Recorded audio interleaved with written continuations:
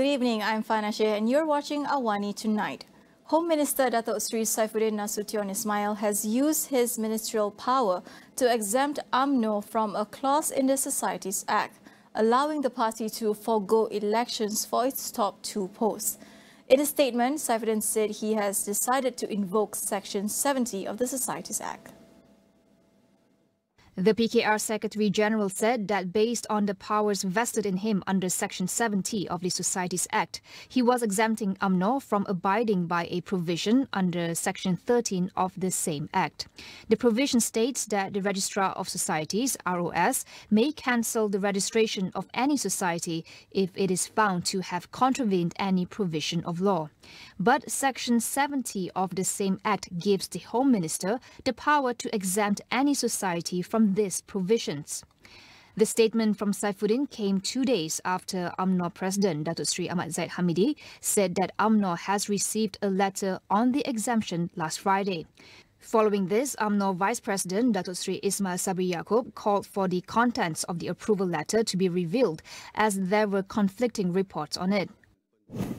Meanwhile, Kerajaan Nasional demanded that Saifuddin explain his decision to exempt UMNO from a legal provision under the Societies Act that requires political parties to hold full internal elections at regular intervals.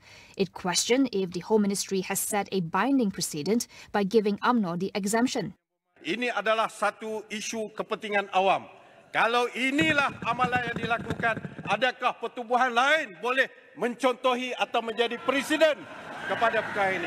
Saya nak tahu daripada Menteri Dalam Negeri, adakah ini satu binding precedent kepada semua pertubuhan-pertubuhan, termasuklah pertubuhan di sebelah sana ataupun pertubuhan di sebelah ini. PN will table a motion during the Dewan Rakyat sitting on Wednesday on the exemption given to UMNO. The government did not intend to discriminate when it halted the previous administration's flood mitigation projects. Prime Minister Datuk Seri Anwar Ibrahim said the cost of the projects was simply too high and done via direct negotiations. Projek tebatan banjir itu diluluskan oleh kementerian masing-masing. Diluluskan dengan peruntukan yang ditetapkan. Saya batalkan kerana kos itu tinggi dan melalui rundingan terus. Tetapi projek itu mesti diteruskan. Dalam belanjawan saya telah umumkan. Projek ini termasuk jambatan banjir di Johor dan Sungai Golok Kelantan. Jadi nak kata diskriminasi projek ini pasal apa? Last December, several flood mitigation projects under the Kerajaan Nasional Administration worth up to 7 billion ringgit were halted and ordered to be reviewed by Anwar. Meanwhile, when addressing the need to declare a state of emergency in Johor, Anwar said there is no such need as the flooding situation in Johor is still under control and the floods are subsiding. Anwar also announced that Maybank and CIMB Bank had agreed to provide a 6-month moratorium for Johor flood victims. He said the government would discuss with other financial institutions to see if they could follow suit. Around 70% of stolen assets and funds from 1MDB have been recovered so far, says the Malaysian Anti-Corruption Commission, MACC. Chief Commissioner Tan Sri Azam Baki says $1.8 billion, roughly 8 billion ringgit, was the latest to be recovered after a settlement with Abu Dhabi's International Petroleum Investment Company and Abar Investments. Efforts to recover the remaining assets and funds are still ongoing. Sebanyak 28.93 bilion, lebih 70% daripada aset telah dapat dikembalikan dalam kes 1MDB ini, di mana SPRM adalah salah satu jabatan yang instrumental kerana kami menjalankan siasatan, kami membekal fakta dan kami juga yang mengeluarkan warrant of arrest untuk menuduh mana-mana pihak yang terlibat dalam kes 1MDB ini. In other news, the government is ready to provide equal allocation for opposition MPs for their constituencies, but it must be done through a proper negotiation process. Prime Minister Datuk Seri Anwar Ibrahim clarified that he never rejected the idea and that negotiations should start soon. Unding, bincang kaedahnya. Saya akan tanya bagaimana Kedah, Perlis, Kelantan, Terengganu. Jadi kalau ada persefahaman itu, boleh jalan. Saya tak ada nak gaduh apa-apa. Yang maki hamun saya di parlimen dan di luar, mengatakan saya batalkan, saya zalim, saya tak bagi. Ini tak ambil kira apa yang pernah berlaku. Saya cadangkan ada proses rundingan. Prime Minister Datuk Seri Anwar Ibrahim proposed for the government's chief whip and relevant ministers to take charge of negotiation process. There has been many calls from opposition MPs for the Anwar-led government to provide equal allocation for federal constituencies. Recently, Perikatan Nasional Chairman Tan Sri Muhyiddin Yassin had asked for 300,000 ringgit to be given to MPs of constituencies that have been hit by floods, including the opposition. We will go for a quick break. Stay with us.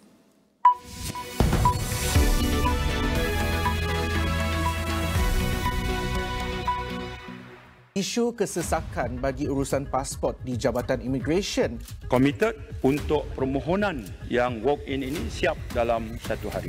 Masih banyak perlu diperbaiki dalam kerajaan perpaduan. Belum dapat dilahirkan oleh kerajaan sekarang. Dan saya harap akan ada perubahan. Tiada usaha secara umum digariskan untuk kurangkan tekanan inflasi ke atas rakyat. Jadi bagaimana kesejahteraan rakyat akan meningkat?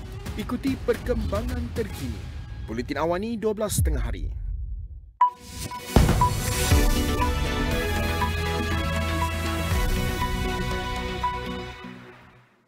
Welcome back. The quality of Malaysia's education system has long been a topic of debate.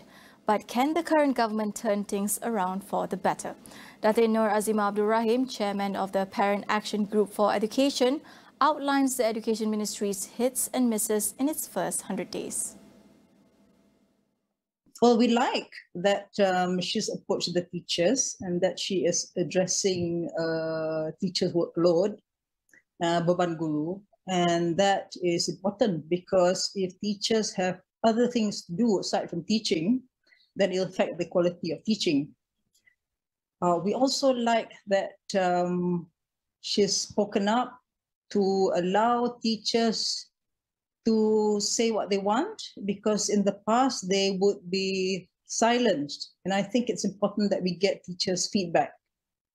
But on the flip side, the minister needs to look at the exit policy, because there are teachers who need to be exited if she's serious about raising the quality of education in the country.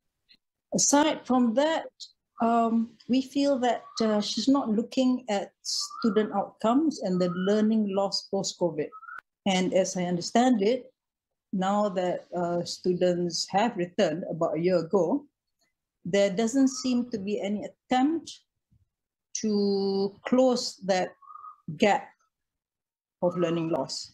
And I think one way of doing it, rather than wait for the teachers who are probably so bogged up with beban guru, etc., this is the time maybe we can look at introducing digital tools, which is actually nothing new because the students were already learning digitally during COVID. So we should take it from there rather than starting from scratch. With the Education Ministry being the largest beneficiary of the revised Budget 2023, Datin Azimah calls for more focus on teacher upskilling and improving students' English proficiency. I think that aside from, repairing dilapidated schools, which is an ongoing process, I think we should seriously look at teacher upskilling.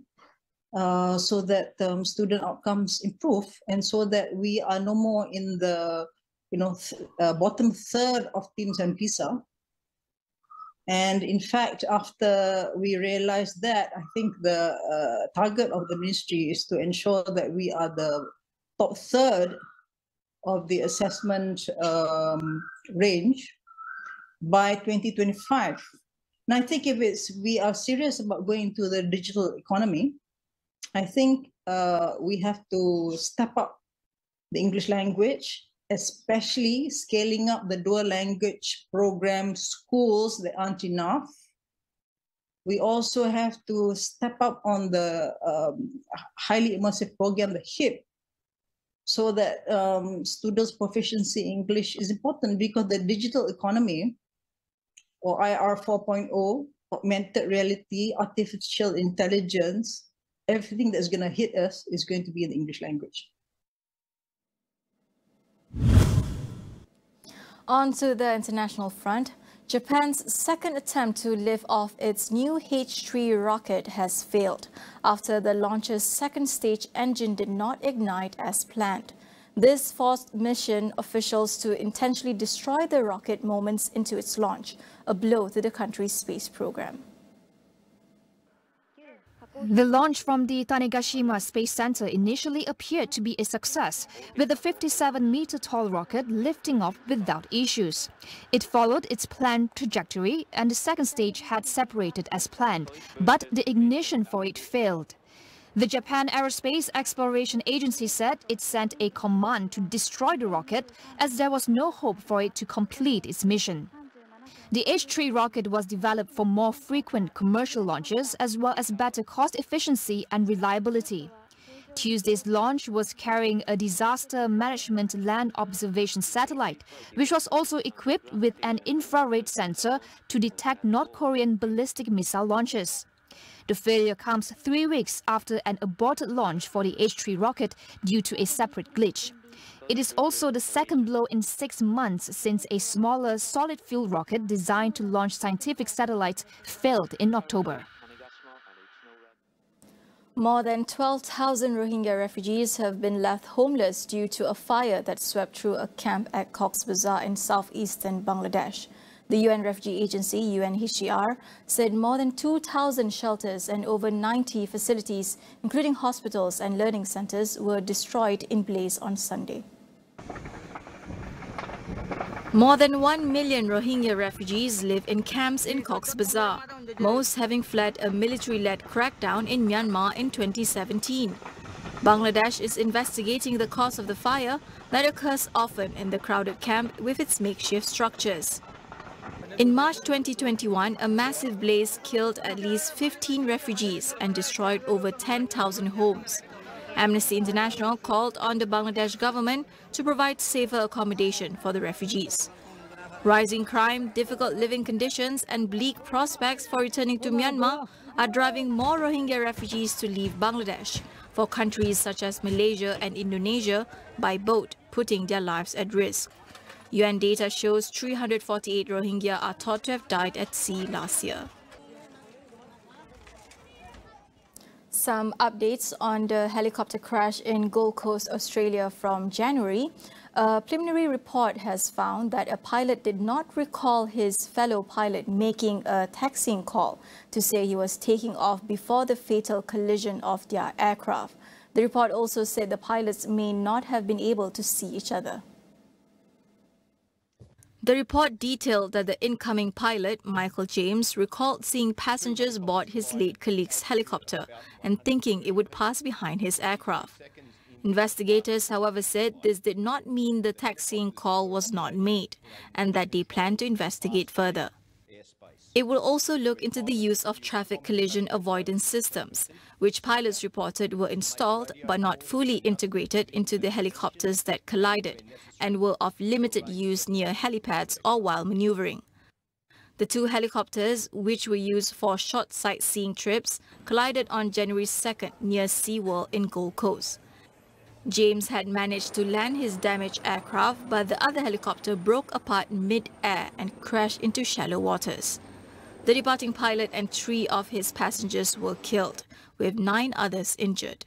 A final report from the Safety Bureau is expected to take at least another 18 months to complete. That is all we have for you on AWANI tonight. I'm Fana Sheikh. Thank you for watching.